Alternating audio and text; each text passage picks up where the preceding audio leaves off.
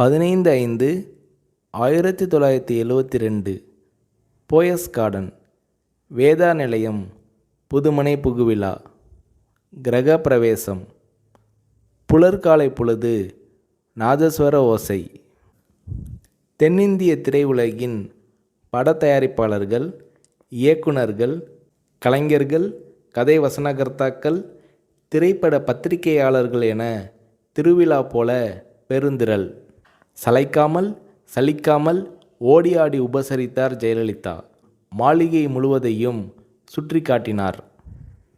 எப்போதுமே பத்திரிகையாளர்களை சகோதரர்கள் போல கருதும் ஜெயலலிதா அன்று ஒவ்வொரு அறைக்கும் அழைத்து சென்றார். இந்த மாளிகையின் ஒவ்வொரு செங்கல் செங்கலாக அணு அணுவாக பார்த்து கட்டியவர் என் அம்மா. இப்போது அவர் இல்லை என்றபோது ஜெயலலிதாவின் இமை ஓரங்களில் கண்ணீர் முத்துக்கள். படிப்பு அறை. அங்கே 1000க்கும் அதிகமான தமிழ் மற்றும் ஆங்கில நூல்கள், படித்து முடித்த நூல்களில் குறிப்பெடுக்க அடிக்கோடுகள். உடை அலங்கார அறை. பட்டு புடவைகள் மட்டும் 5000க்கும் அதிகமாக இருக்கும். ஃபேஷன் புடவைகள் பல ஆயிரம். அலங்கார அறை. விதவிதமான ஒப்பனை பொருட்கள். நகை அலங்கார அறை.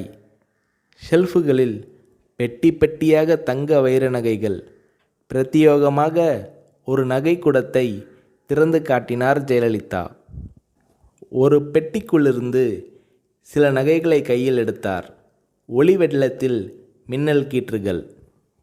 இவை மைசூர் மகாராஜா என் முன்னோருக்கு கொடுத்தவை என்றார் ஜெயலலிதா. வரவேற்பு அறை. வெற்றி படங்களின் கேடயங்களும் பதக்கங்களும் அப்பா அம்மா படங்களும் ஜெயலலிதாவின் குழந்தை பருவ நடன அரங்கேற்ற படங்களும் வரவேற்பு அறையை ஒட்டினாற்போல் மிதியடிகளுக்கென்றே சிறப்பு அமைப்பு. நூற்றுக்கணக்கான மிதியடிகள். வீட்டுக்கு வேதா நிலையம் என்று பெயர் வைத்திருக்கிறீர்களே என்று இளம் பத்திரிகையாளர் ஒருவர் கேட்டார்.